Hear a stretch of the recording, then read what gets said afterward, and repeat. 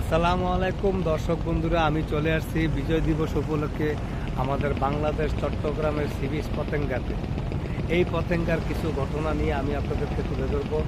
এই যে সেই পতেঙ্গা, এখানে আমাদের বাংলাদেশের পর্যটনের জন্য একটা অন্যতম একটা স্থান। বাংলাদেশের জনগণ যখনই সুযোগ পায়, যখনই ছুটি পায়, তখনই চলে আসে সবাই এই জায়গাটা দেখার জন্য। এখানে আপনারা দেখতে পাবেন আসলে যে বাংলাদেশের সবচেয়ে বড় সমুদ্র সৈকত, যেটা পৃথিবীর বিশ্বের ভিতরেও সর্বোচ্চ বড় সমুদ্র সৈকত হিসেবে পরিচিত, এই সেই চট্টগ্রাম পতেঙ্গা সি বিচ। আর আমার পিছনে যে জাহাজটা দেখতেছেন, আপনারা মনে করবেন কি এটা কোনো বড় জাহাজ। না ভাই, এটা কোনো বড় জাহাজ না। আমাদের বাংলাদেশে বহির্বিশ্ব থেকে, বিভিন্ন দেশ থেকে বিভিন্ন কোম্পানির শিল্পের কাঁচামালগুলা আনার জন্য বড় বাল্ক জাহাজের মাধ্যমে আনা হয়। এই জাহাজটা অনেক বিশাল বড়। ওই জাহাজের মালামালগুলা, এই যে জাহাজটা দেখতেছেন ছোটো লাইটার, এটাকে লাইটার বলা হয় আমাদের ভাষায়, লাইটার। এই লাইটারে করে বাংলাদেশের বিভিন্ন জেলায় যেখানে শিল্প কারখানাগুলো অবস্থিত আছে, যেই শিল্পের কাঁচামালগুলো চট্টগ্রাম বন্দরে আসে, এখান থেকে এই মালগুলা, এই ছোট ছোট লাইটারগুলা বিভিন্ন জায়গায় নিয়ে যাওয়া হয়। আর আমাদের আমার এই পাশে যেটা দেখতেছেন, এটা হলো পতেঙ্গা সি বিচের যে সেই বঙ্গোপসাগর। এর থেকে আপনারা যে ছোট ছোট জাহাজগুলো দেখতেছেন, এগুলা মূলত লাইটার জাহাজ। এগুলা আরও 7 থেকে 8 কিলো ভিতরে যে বড় জাহাজগুলা, বাল্ক জাহাজগুলা মালগুলা আনে, এগুলো আরও ভিতরে থাকে। কারণ এইটাই দেখতেছেন বিশাল বড়। আমি কাছে গেলে ভয় লাগে, নিচে গেলে ভয় লাগে, এত বিশাল। আর যেটা বিদেশ থেকে অনেক হাজার হাজার টন মাল নিয়ে আসে, হাজার হাজার টন মাল নিয়ে আসে, ওইটার পেডিটা অনেক বড়। যেই পেডিটা আপনার এখানে জায়গা হয় না, এখানে জায়গা হয় না, এই জন্য এখানে গভীরতা কম।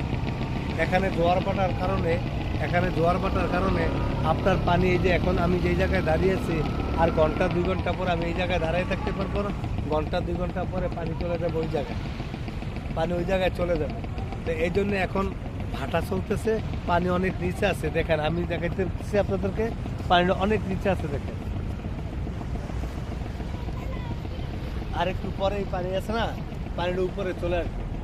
তো এই যে জায়গাটা, এই জায়গাটা মূলত এখানে আমরা পার বলি, আমরা কুমিল্লার ভাষায় বলি, আমাদের দেশীয় ভাষায় বলি এটা পারের সাইড। এই সাইডের কারণে এই জায়গাটার গভীরতা কম। এই গভীরতার কমের কারণে বিদেশ থেকে যে বড় বড় বাল্ক জাহাজগুলো মাল নিয়ে আসে, শিল্পের কাঁচামালগুলা হাজার হাজার টন মালগুলো নিয়ে আসে, এগুলার পেডিটা অনেক বড়, মানে নিচে তো গভীর। তো এখানে অবশ্যই এগুলা থাকতে পারবে না। এখানে থাকলে কি হবে, এই যে জোয়ার ভাটার কারণে মাটির সাথে লেগে যাবে, যার কারণে এই জাহাজগুলো অনেক ভিতরে থাকে। ওই ভিতর থেকেই বিভিন্ন এই ছোট ছোট লাইটারগুলো দিয়া বাংলাদেশের বিভিন্ন স্থানে মালগুলা নিয়ে যাওয়া হয়। তো এই জন্য আমি আপনাদেরকে এগুলো দেখানোর জন্য আজকে আমার এখানে মূলত আসা। যে আমি মনে করলাম যে এই যে ঘটনাটা, এই যে কাজটা কীভাবে হয়, যে জাহাজের মাধ্যমে হয়, এই জিনিসটা আমি আপনাদেরকে তুলে ধরবো। আর আপনারা যদি একটু খেয়াল করেন, একটু রংধনু দেখা যাচ্ছে আমার স্ক্রিনে, রংধনু দেখা যাচ্ছে। তো আপনাদেরকে অসংখ্য ধন্যবাদ। আমাদের চ্যানেলের পাশে থাকুন, আমাদের চ্যানেলটা বন্ধ করে নিন। এরকম আরও অনেক ঘটনা দেখার জন্য আপনারা অপেক্ষায় থাকুন। আমরা যে কোনো মুহূর্তে বাংলাদেশের যে কোনো জায়গায় আমরা চলে যাব। ইতিমধ্যে আরেকটা ঘোষণা দেই, আমি লাইভের ভিতরে ঘোষণা দিয়েছিলাম যে 64 জেলায় যে আমি ভিডিও করব। আর আমাদের চ্যানেলের সাথে যারা যুক্ত থাকবেন তাদেরকে আমাদের ভিডিওর ভিতরে তুলে ধরা হবে। আমি গতকালকে চট্টগ্রাম আসছি। চট্টগ্রামে আমার ইউটিউব এবং ফেসবুকের মাধ্যমে যারা আমাদের চ্যানেলের সাথে সম্পৃক্ত আছেন, লাইক কমেন্ট শেয়ার করেন, আমাদের ভিডিওগুলো দেখেন। আমি তাদের সাথে গতকালকে দেখা করছি, চট্টগ্রাম বন্দরের ভিতরে একজনের সাথে দেখা করছি, এরপরে আবার চট্টগ্রাম বন্দরের বাইরেও একজনের সাথে দেখা করছি। আমি তাদেরকে প্রমোট ভিডিওর মাধ্যমে তুলে ধরার চেষ্টা করছি। তো আপনারা প্রস্তুত থাকুন, আমাদের চ্যানেলের পাশেই থাকুন, আমাদের ভিডিওগুলো বেশি বেশি দেখুন, শেয়ার করুন এবং লাইক কমেন্ট করুন।